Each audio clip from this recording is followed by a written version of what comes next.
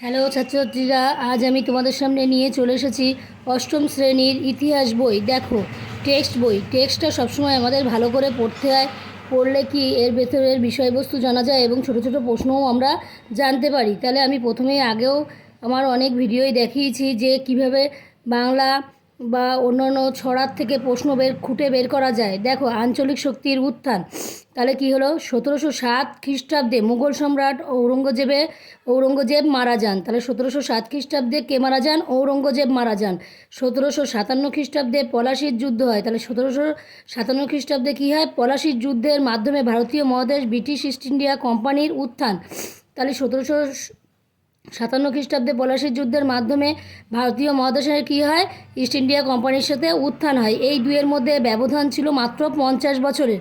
কিন্তু এই 50 বছরে ভারতীয় মহাদেশের রাজনৈতিক ইতিহাস অনেকটাই বদলে গিয়েছিল।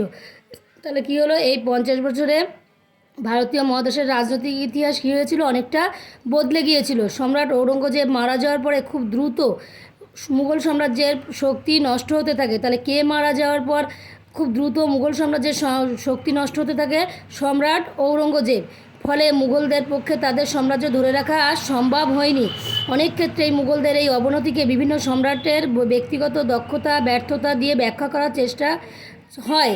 যদিও এটা সাম্রাজ্য তথা শাসন ব্যবস্থা শুধু ব্যক্তি সম্রাটের দক্ষতা যোগ্যতার উপর নির্ভর করে না।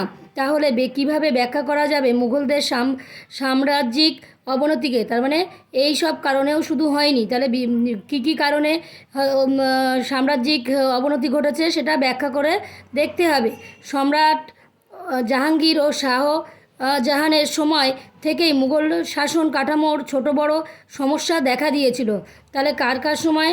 শাহজাহানের সময় আর সম্রাট জাহাঙ্গীরের সময় মুঘল শাসন কাঠামোয় ছোট বড় সমস্যা দেখা দিয়েছিল।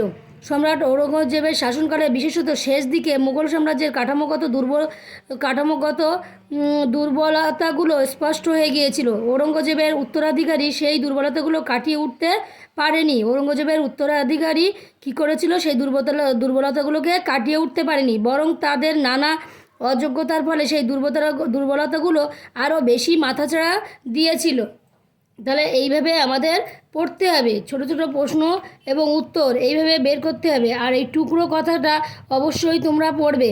টুকরো কথার মধ্যে থেকে আমরা আরও ভালো করে বিশদ জানতে পারি। তাহলে আজ এই পর্যন্তই। যদি ভালো লাগে ভিডিওটি তাহলে অবশ্যই একটি সাবস্ক্রাইব ও কমেন্ট করবে কমেন্ট বক্সে এবং লাইক করবে। রাখছি।